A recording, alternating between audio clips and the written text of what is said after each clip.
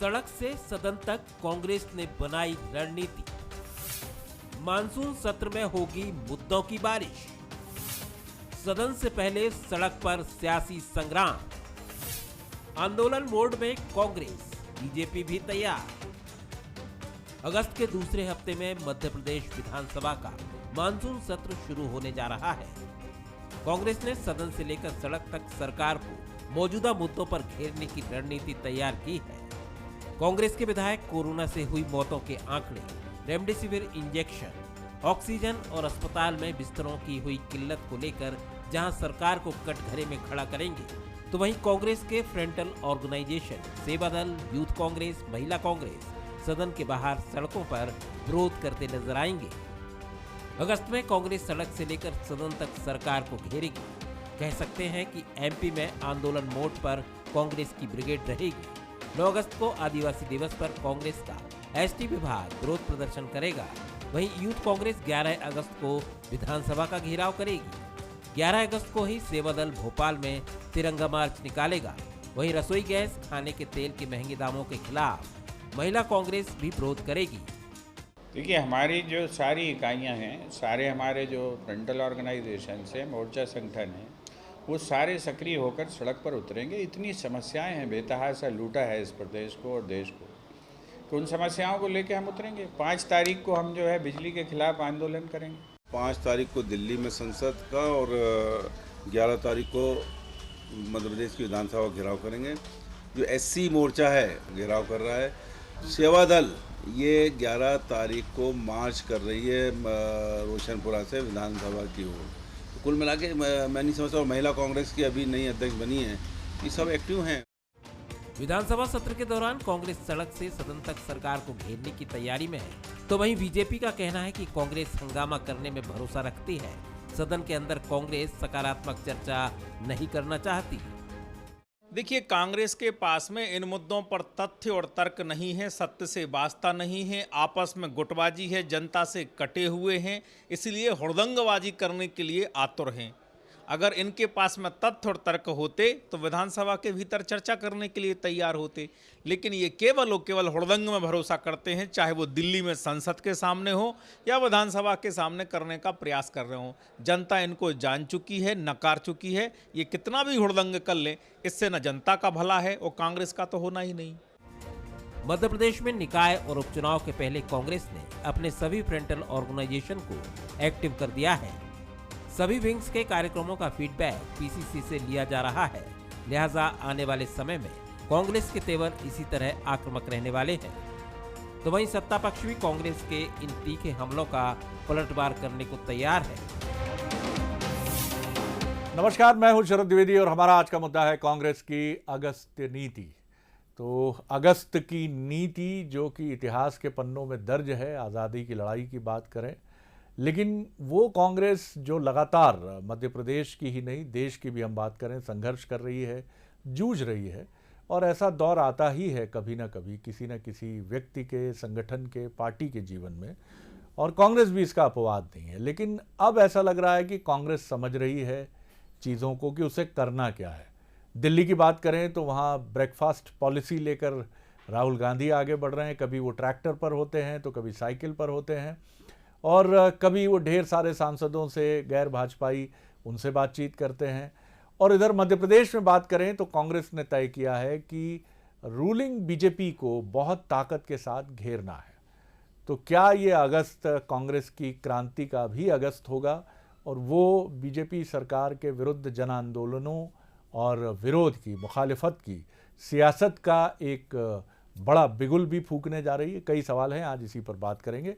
जो मेहमान हमारे साथ हैं उनसे मिल लीजिए। मेरे साथ भोपाल स्टूडियो में है वरिष्ठ पत्रकार, राजनीतिक विश्लेषक दिनेश गुप्ता जी, बहुत स्वागत करता हूं। हमारे साथ हैं यशपाल सिंह सिसोदिया जी, बीजेपी के वरिष्ठ विधायक हैं और उतने ही कॉम्पिटेंट पत्रकार वो हैं, थे शब्द का प्रयोग नहीं करूंगा, और बड़ी समृद्ध पत्रकारिता की नींव उन्होंने रखी है जब वो इंदौर नई दुनिया के लिए काम करते थे।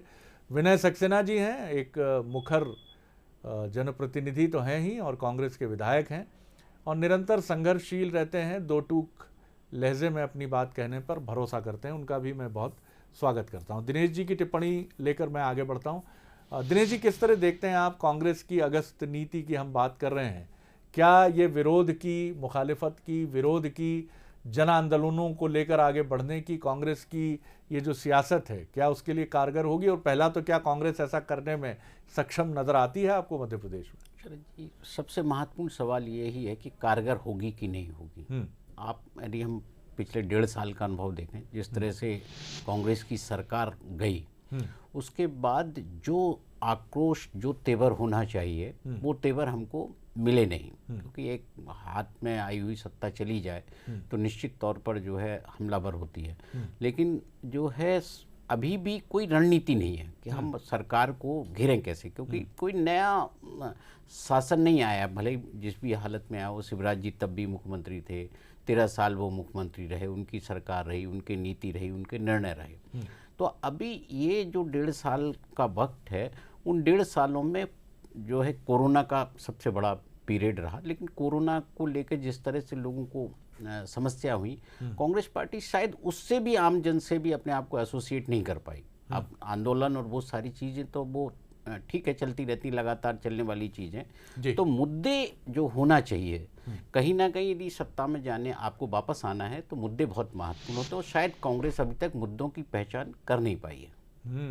मुद्दों की पहचान कांग्रेस नहीं कर पाई है, ये बात कही जाती है। आखिर अगर ये सच है तो इसके पीछे सच्चाई क्या है, विनय जी से हम समझने की कोशिश करेंगे।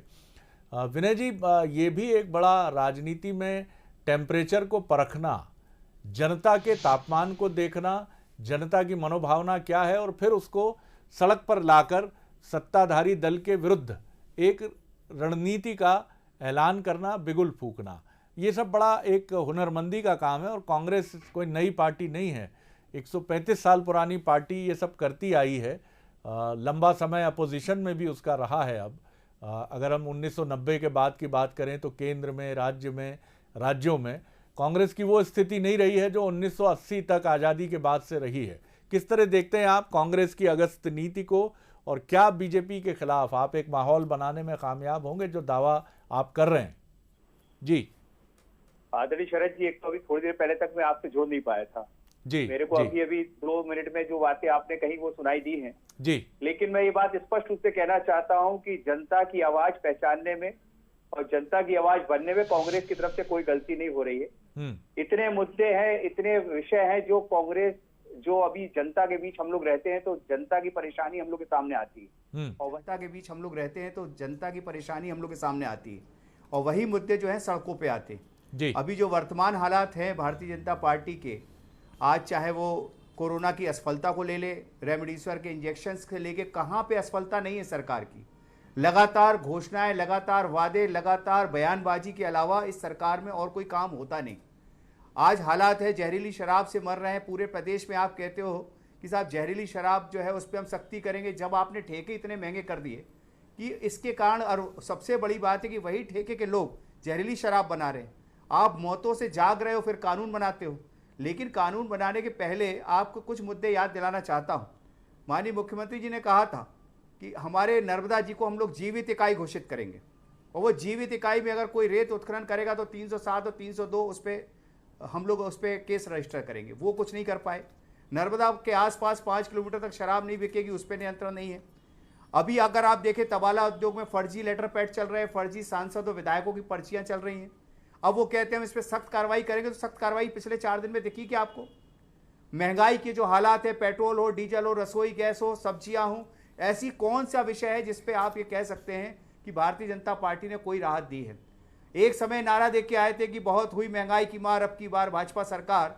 अब जनता कहने लगी जब जब आई भाजपा सरकार तब तक पड़ी सिर पे महंगाई की मार। अब इसके बाद अगर आप कहते हो साहब कांग्रेस को उग्र नहीं होना चाहिए, कांग्रेस तो वही पार्टी रही है जो स्वतंत्रता संग्राम में भी लड़ाई लड़ रही थी, और आज भी जो उनके नीतियों और आधारित अंग्रेजों पे जो पार्टी काम कर रही है उसको भी हम लोग अपनी लड़ाई, अपनी ईमानदारी से उनके साथ खड़े हैं, जो जनता की मांग है। और ये कहना, अभी आप एक बात और कहना चाहता हूं आपके माध्यम से, अभी एक 7 तारीख को एक बड़ा अन्न उत्सव मना रहे हैं।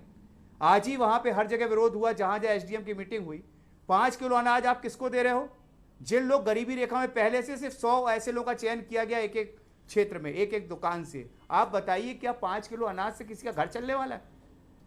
और आप कहते हो रसोई गैस और इस पर कीमतें इसलिए बढ़ रही कि हम 80 करोड़ लोगों को अनाज दे रहे हैं और उस पर भी आप छीन छीन के अनाज दे रहे हो। ये जो लगातार जनता के खिलाफ आप लोग काम कर रहे हैं, इसके कारण कांग्रेस का निर्णय है। और कांग्रेस जो निर्णय लेती है वो जनता की भावनाएं और जनता जो तकलीफ में है उस लड़ाई को लड़ने के लिए सड़कों पे आने की बात करते हैं। आपको तो भोपाल आना चाहिए। आपका होमवर्क जो है, जिस तरह का होमवर्क है आपका, भोपाल में आपकी तरह बोलने वाले कम लोग नज़र आते हैं विनय जी। और माफ़ कीजिएगा, कांग्रेस को उग्र होने से कोई नहीं रोक सकता है, और क्यों रोकेगा। जनता भी चाहती है एक सजग विपक्षी दल रहे, चौथा स्तंभ भी चाहता है।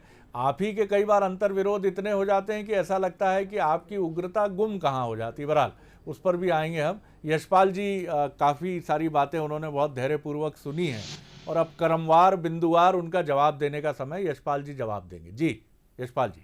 शरद जी देखिए, बहुत जहां तक मेरा ध्यान है, बहुत लंबे अंतराल के बाद या मेरे तो संज्ञान में आ नहीं रहा है, जब से मैं विधायक हूँ तीसरी वर्तमान का, अगस्त महीने में मानसून सत्र आना, और इस अगस्त माह में कांग्रेस को उस कांग्रेस की याद आ गई जब 9 अगस्त को क्रांति दिवस था। जी हाँ। तो ये 9 से लेकर के और 12 तक का जो हमारा सत्र आहूत हुआ है, इसमें कांग्रेस सोच रही कि हम वो इस प्रकार से हम काम करें जैसे को हमको स्वतंत्रता संग्राम सेनानियों का जो जज्बा था, जो जलवा था और जो जुनून था, वो कांग्रेस में है। वो जुनून अलग था शरद जी। ये वो 9 अगस्त नहीं है 2021 वाली।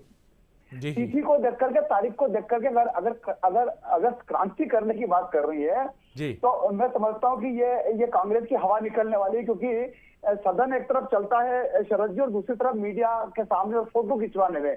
अगर कांग्रेस के नेता जिस प्रकार से भी आप बता रहे थे कि 9 तारीख को क्या होगा, 11 तारीख को क्या होगा, और सदन के बाहर यही लोग अगर साइकिल चला करके और आएंगे तो हाउस में कौन बैठेगा। अब सदन तो चलेगा अपने समय के हिसाब से, और ये जाएंगे वहां पर रोशनपुरा चौराहे पर और विधानसभा के बाहर धरना प्रदर्शन करेंगे। तो हाउस के अंदर अपनी बात शरद जी अगर फ्लोर पर करेगी कांग्रेस, और कांग्रेस शरद जी कैसे करेगी आप बताइए। कांग्रेस तो खुद ही सड़क पर आ गई है, और जिनको कहा गया था कि किसानों का खरीद माफ नहीं हुआ, सड़क पे आऊंगा, सड़क पर उतर जाऊंगा, तो कमलनाथ जी ने कहा उतर जाओ सड़क पे। तो अब वो तो कमलनाथ जी और पूरी कांग्रेस तो आ गई सड़क पर, और माननीय ज्योतिरादित्य सिंधिया जी को मिल गया उड़ान, वे आकाश में चले गए। नागरिक आपूर्ति, नागरिक उड्डयन मंत्री के रूप में उनको दायित्व मिल गया। तो एक तो आसमान में बात कर रहे हैं, और दूसरे कमलनाथ जी उनकी पूरी सरकार वास्तव में सड़क पे आ गई। तो देखिए, कभी कभी बोली फल जाती है। जब सिंधिया जी ने कहा था शरद जी, तो बोली ऐसी फली, उन्होंने कहा उतर जाओ सड़क पे, तो कांग्रेस पूरी आ गई सड़क पे। अब देखिए शरद जी, मैं समझता हूँ कि पिछला जो सत्र हमारा आया था, और पिछले सत्र में भी काफी प्रश्न मेडिकल को लेकर के, अपना अस्पतालों को लेकर के, फिर जो पहली लहर के बाद जो परिस्थितियां बनी थी इस प्रदेश की, इस देश की, उसको लेकर के कांग्रेस कई प्रश्न पूछ चुकी थी। ये शायद चूक रहे होंगे। ऐसा नहीं कि कोरोना को लेकर के आज, अच्छा दूसरा हमारा कहना कि कांग्रेस अगर कोरोना के मामले में सदन में बात उठाएगी तो शरद जी हमारे पास आंकड़े नहीं है क्या? ऑक्सीजन की व्यवस्था, रेमडेसिविर की व्यवस्था, 94%, 94% रिकवरी हुई शरद जी। डेथ ऑफ रेशो हमारे यहाँ बहुत कम है, रिकवरी रेट हमारा बहुत अच्छा था। ये सारी चीजें भी इस फ्लोर पर हम भी उठाएंगे। लेकिन शरद जी, कांग्रेस हंगामा खड़ा कर करके और सिर्फ सत्रों के दौरान उन सदनों को, बैठकों को चलने नहीं देना, अपनी बात फ्लोर पर नहीं कहना। हम तो कल भी तैयार थे शरद जी, आज भी तैयार होंगे और कल भी तैयार होंगे। और शरद जी देखिए, दूसरी बात है कि मध्य प्रदेश की जनता इस बात को तो स्वीकार करती है कि कोरोना का जो संकट आया है वो शिवराज जी के समय सामना हमने कर लिया।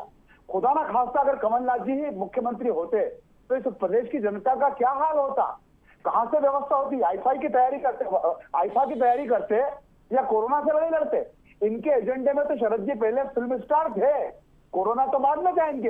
एक भी बैठक नहीं करी इन्होंने कोरोना को लेकर के, हेल्थ डिपार्टमेंट को लेकर के। चलिए, और शरद जी अभाव में रहकर के भी हमने स्वास्थ्य विभाग को की सेवाओं पर सेवाएं दी है, और जनता को हमने न्याय दिया है, जनता की सेवा करी है स्वास्थ्य विभाग को झर्रे के साथ। मैं अंतर्गत शब्द कह रहा हूँ, इसमें स्थिति ठीक नहीं थी शरद जी। उसके बाद भी बेडों की संख्या बढ़ी, लेबोरेटरी की संख्या बढ़ाई। यशपाल जी, यही भूमिका आपको विधानसभा में भी निभानी है, क्योंकि आप एक प्रखर वक्ता के तौर पर भी देखे जाते हैं। विधानसभा में भी सरकार के साथ खड़े होकर आपको विपक्ष की इन तीखी आलोचनाओं का जवाब देना है, और सरकार के लिए ऐसी स्थितियों का भी निर्माण करना है, सरकार के साथ जनता के मन तक पहुंचना है कि आप जो कर रहे हैं, आपका मंतव्य, आपकी नीयत उचित है और इसी के उलट धर्म है विनय सक्सेना जी का, और यही हमारे लोकतंत्र की शक्ति है, ताकत है।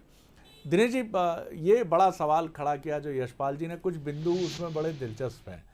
आजकल प्रदर्शन बड़े सिंबॉलिक हो गए हैं, ट्रैक्टर में बैठ के जाना पहले भी होता था, लेकिन अब ये ज़्यादा बढ़ गया है और इसकी वजह मीडिया एक कारण है ही, क्योंकि ऐसी खबरें दिन भर चलती हैं, अलग अंदाज में दिखती हैं, अलग तेवर में दिखती हैं। मीडिया भी चाहता है, माफ़ कीजिएगा, कि साइकिल, ट्रैक्टर, प्रदर्शन का अलग अंदाज, वो उसमें मुद्दे गुम होने लगते हैं।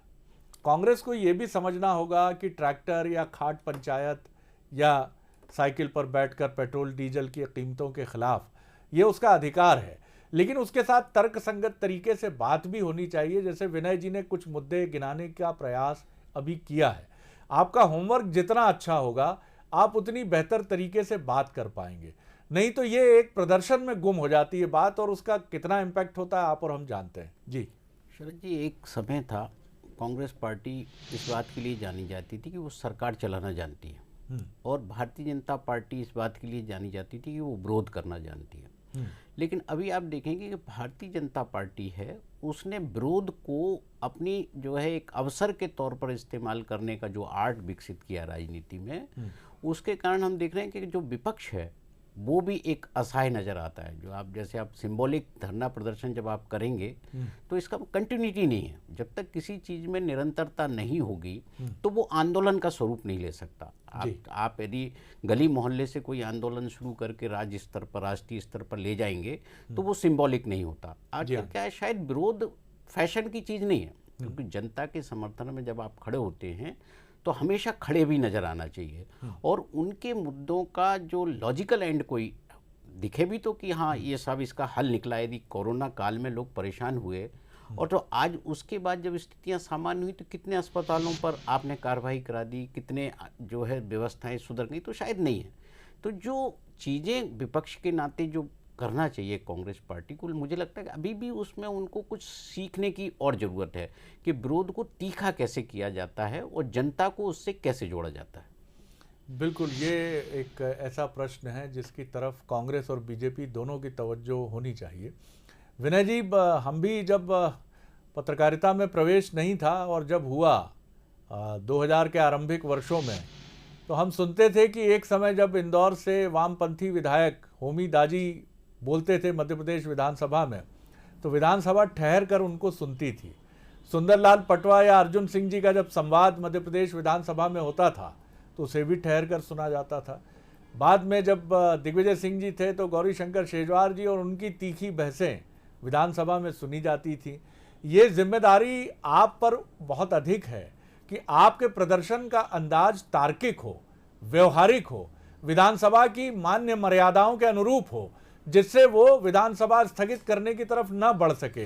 क्योंकि अगर आप बोलेंगे और विधानसभा के जरिए मध्य प्रदेश उसे सुनेगा, तभी आपकी बात जनता तक पहुंचेगी। जी विनय जी। जी देखिए, जिस आप दशक की बात कर रहे हैं ना, वहाँ के लोग और वहाँ के नेता, चाहे पटवा जी हो, दिग्विजय सिंह जी हो, अर्जुन सिंह जी हो, ये सब वो दौर था जब संवेदनशील लोग थे और लोकतांत्रिक परंपराओं पर विश्वास किया जाता था। आज जो हालात है, चाहे देश का लोकसभा हो चाहे विधानसभा मध्य प्रदेश की हो, पहले से ये सत्ता पक्ष तय करके आता कि हमको अपनी बात करनी, दूसरे की बात नहीं सुननी। अभी यश सिसोदिया जी बात कर रहे हैं, यश सिसोदिया जी को जिस ढंग से बात इनकी बंद करा दी जाती, इनको तक तो पूरे ढंग से बोलने नहीं दिया जाता, और अपने जो मुद्दे की बात है कम सत्र चलाया जाता, 2 दिन का सत्र, 3 दिन का सत्र। अगर वास्तविक रूप से अगर लोकतांत्रिक व्यवस्थाओं पर विश्वास है तो एक लंबा सत्र चलाइए, जनता की जो इतनी बड़ी बड़ी परेशानियां सामने आए हैं उसका सामना करके देखें एक बार। लेकिन ऐसा होता कहाँ है शरद जी? अब तो ये हालात है कि कोशिश ये की जाती कैसे सदन को स्थगित किया जाए, कैसे सदन का तत्काल समय, कम से कम समय में ज़्यादा से ज़्यादा विधेयक पास कर दिए जाएं, और कैसे बहुमत के आधार पे अपनी बातें मनवा ली जाएं। दूसरा मैं ये कहना चाहता हूँ, अभी आदरणीय यश भाई कह रहे थे आदरणीय कि ज्योतिरादित्य सिंधिया जी सड़क पे आ गए। मैं तो अब कहना चाहता हूँ, अब तो केंद्र की राजनीति में है, तो अब जो किसान वहाँ पे धरने में बैठे उनके लिए भी सड़क पे आ जाना चाहिए उनको। लेकिन अच्छी बात है, वो इतने बड़े व्यक्ति कि उनको उड़ान भरने का मौका मिला है। लेकिन कभी जब भी कोई नेता उड़ान भरता है और जब वो आसमान में रहता है, मुझे लगता है यश भाई उस तरफ ध्यान आकर्षित करा रहे हैं कि अब वो आसमान में उड़ान पे रहेंगे, और जो नेता आसमान में रहता है उसके पांव जमीन पे नहीं पड़ते हैं। इस बात का भी ध्यान उनको रखना चाहिए। एक तरफ कह रहे हैं आप सरकार विरोध की बात, शिवराज सिंह जी ने भी तो, हमारे माननीय मुख्यमंत्री जी ने तो साइकिल चलाई थी पेट्रोल डीजल के खिलाफ में, तब ये सब बातें नहीं करते थे। आज क्यों नहीं हिम्मत पड़ रही? क्योंकि मालूम है कि इनके पास, इनकी पार्टी में ना लोकतंत्र है, ना इनके जो देश के मुखिया हैं वो लोकतांत्रिक व्यवस्था को और उस भाषा को मानते हैं। इसीलिए दहशत के मारे ये सब कुछ नहीं बोल पा रहे हैं। और आखिर में क्या करते हैं? यश भाई जो है भाजपा की तारीफ करते जा रहे हैं। पूछना चाहता हूं, प्रदेश के रोजगारों का रोजगार, जो बेरोजगार उनको रोजगार हम नहीं दिला पा रहे, हम इलाज की व्यवस्था अच्छी नहीं कर पा रहे। स्कूलों में कोरोना के समय बच्चों को भेज रहे हैं, लेकिन वहां पीने का शुद्ध पानी नहीं दे पा रहे। वहां पे रहने के लिए, उनको बैठने के लिए आज भी व्यवस्थाएं नहीं है।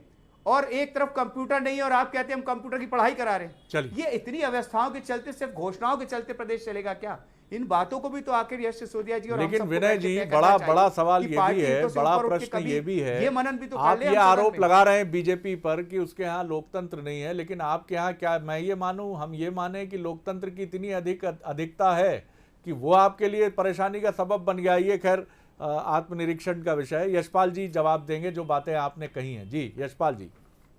नहीं, देखिए शरद जी, विनय जी बड़े गंभीर हमारे साथी हैं, और इनका भी जो हालांकि अच्छे वक्ता, और कांग्रेस ने इनको अभी भी पीछे बिठा रखा है। आप देखिए पायदान पे इनको ला नहीं रहे हैं। लेकिन जो मुद्दे आप उठा रहे हैं विनय जी, देखिए भारतीय जनता पार्टी का संगठन लोकतंत्र में भी विश्वास करता है और प्रजातंत्र में भी विश्वास करता है। और हमारे दल की जो एक परंपरा है, जिस प्रकार से सामंजस्य और समन्वय, और इस सामंजस्य और समन्वय का सत्ता और संगठन में विनय भाई बहुत महत्व होता है।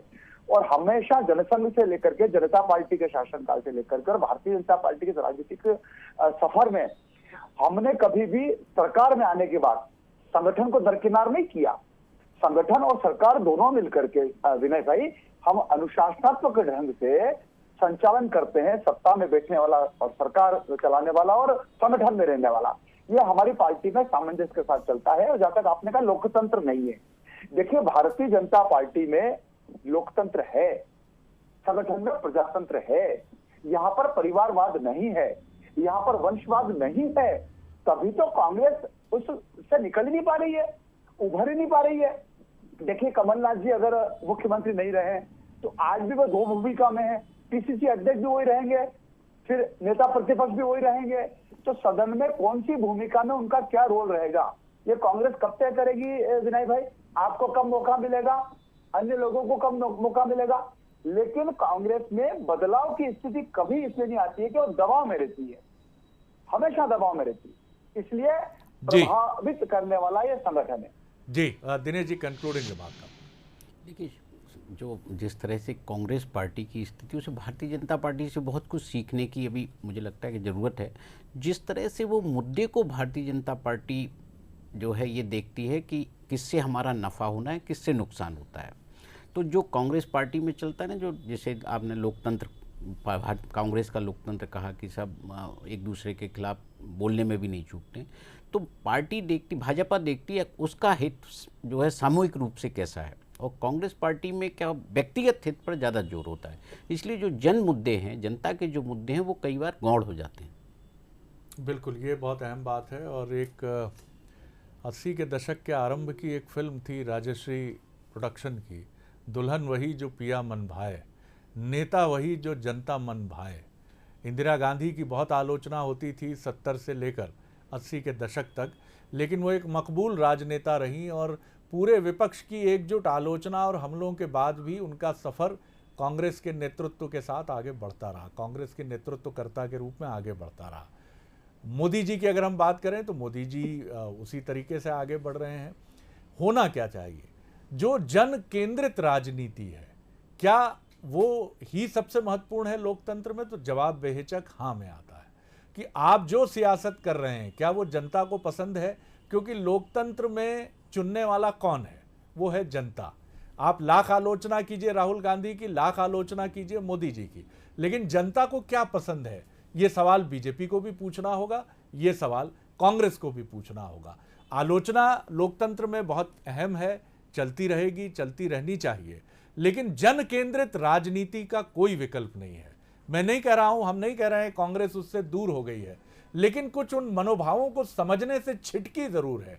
ये विनय जी बेहतर समझते हैं, कांग्रेस बेहतर समझती होगी। बहुत शुक्रिया विनय जी, बहुत धन्यवाद यशपाल जी, बहुत धन्यवाद दिनेश गुप्ता जी।